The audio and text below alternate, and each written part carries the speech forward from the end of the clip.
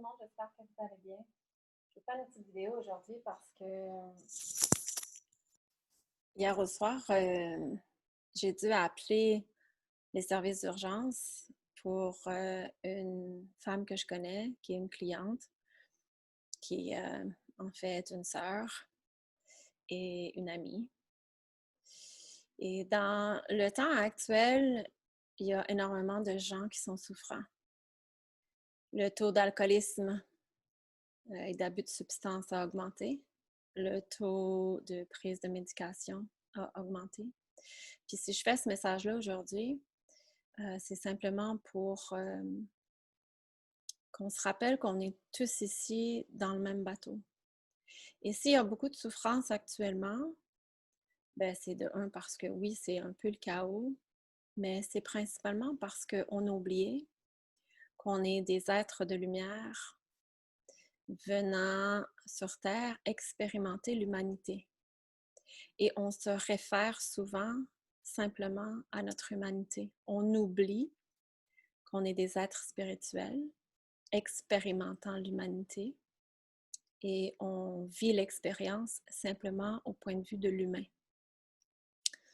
Donc, je vais vous inviter à être vigilant dans votre entourage et à ne pas hésiter d'offrir de l'aide, à ne pas hésiter à nommer ce que vous ressentez, ce que vous voyez autour de vous, à ne pas hésiter à poser des questions et à adresser la question directement. Donc, est-ce que tu as besoin d'aide? Est-ce que tu souffres? Est-ce qu'il y a quelque chose que je peux faire pour t'aider? On n'est pas ici pour sauver personne, mais on peut se supporter les uns les autres.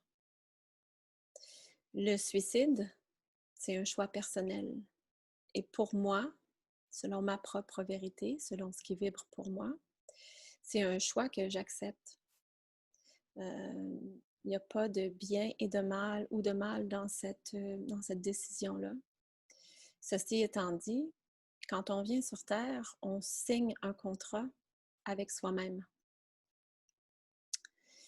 Et si on décide de partir avant le temps, selon le livre La rupture de contrat de Anne Givaudan, eh bien, on va revenir sur Terre pour compléter les années qui nous restaient à vivre. Quand on décide de quitter ce monde-ci parce qu'on est souffrant, on laisse notre bagage émotionnel à ceux qui restent. Donc, on crée encore plus de souffrance autour de soi. J'ai déjà été là. J'ai déjà été dans le bas fond, puis je voyais aucune lumière pour m'en sortir, mais j'ai demandé de l'aide. Puis je me suis dit, peut-être que je peux me donner une dernière chance. Souvent, on souffre de par des expériences passées. On souffre parce qu'on a un bagage émotionnel qu'on refoule et qu'on refoule. Et souvent, ce bagage émotionnel-là part de l'enfance. Donc, c'est des vieilles, vieilles blessures qui sont emmagasinées dans le corps. Puis à un moment donné, tout ça commence à refaire surface. Et c'est lourd à porter. Mais il faut se rappeler que ce que l'on fuit nous suit. Puis ce qu'on fait face, s'efface. Et si vous vivez certaines épreuves en ce moment, vous avez la force pour surmonter ces épreuves-là. Mais il suffit de demander de l'aide. On n'est jamais seul. Et il n'y a rien de mieux que de partager son expérience avec quelqu'un d'autre. Parce que vous allez être surpris de voir combien d'entre nous sommes passés par là. Combien d'entre nous étions tellement souffrants qu'on a voulu retourner à la maison. Puis on va y retourner à la maison. Mais on vient d'un monde où est-ce qu'on est des êtres spirituels et l'incarnation dans le monde physique peut être très pénible, très lourde, parce qu'on est dans la densité. Donc, c'est bien de se rappeler qu'on est des êtres spirituels venant simplement vivre une expérience sur le plan terrestre, que c'est une expérience, que ça ne sera pas là ad vitam aeternam, puis que si on est ici, aujourd'hui, maintenant, dans tout ce qui se passe, c'est qu'on a choisi d'être ici. Je ne vous dis pas que l'expérience n'est pas difficile, que ce n'est pas un défi, ça l'est. Mais on est tous dans le même bateau.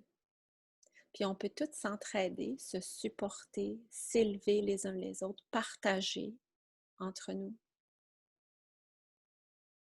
On peut se réunir. Donc, il y a d'autres solutions.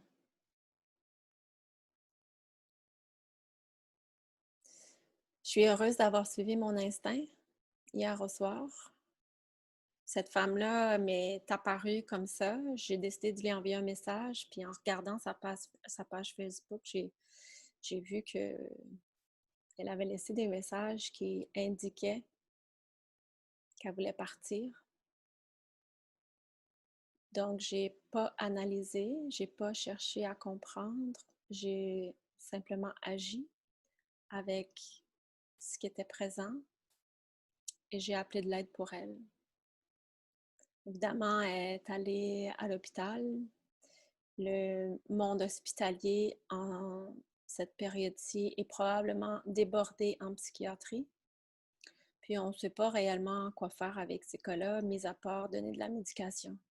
C'est pas un environnement qui est des plus thérapeutiques. Puis je suis pas ici pour dénigrer le travail qui se fait en psychiatrie, mais j'ai vu. J'ai travaillé en psychiatrie, en pédopsychiatrie, puis j'ai vu aussi ce qui se passait en psychiatrie. J'ai des amis qui sont allés en psychiatrie et c'est pas un environnement des plus soutenants. En fait, ça peut euh,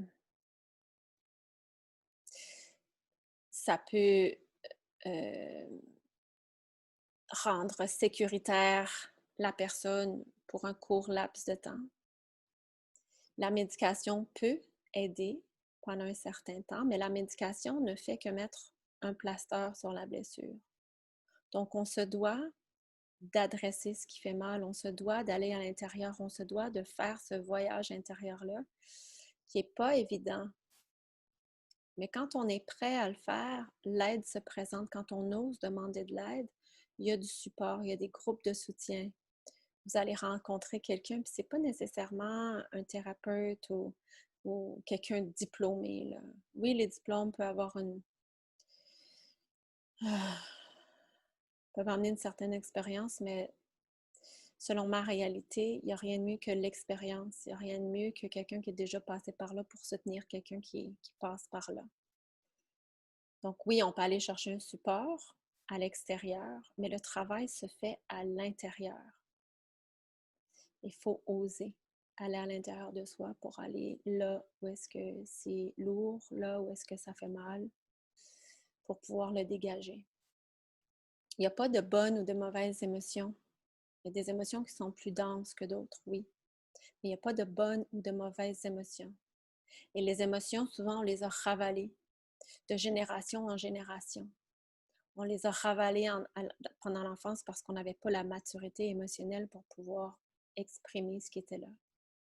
Donc souvent, à l'âge adulte, ça remonte à la surface, là. Puis c'est bon signe parce que ce qui remonte à la surface est prêt à être libéré. Mais il faut qu'on ait le courage de s'asseoir avec cette émotion-là, malgré que ce soit difficile, que ce soit souffrant, et d'avoir l'aide et le soutien à ce moment-là peut être grandement bénéfique. Donc, je vous invite à être vigilant, à regarder les signes qui se présentent. Puis si vous avez des questions, bien, posez-les ces questions-là. Arrêtons de rendre ça tabou. Osons en parler. Demander de l'aide, c'est pas une faiblesse. La vulnérabilité, c'est pas une faiblesse. En réalité, c'est une grande force. Donc, enlevons les masques.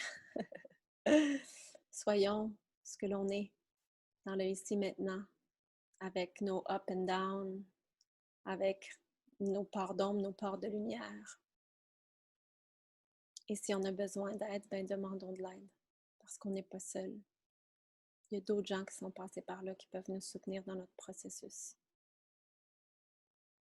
Soyons là, les uns envers les autres. accueillons l'autre dans tout ce qu'il est, où il est, sans jugement, dans l'amour, dans le respect, dans la compassion. Bonne journée.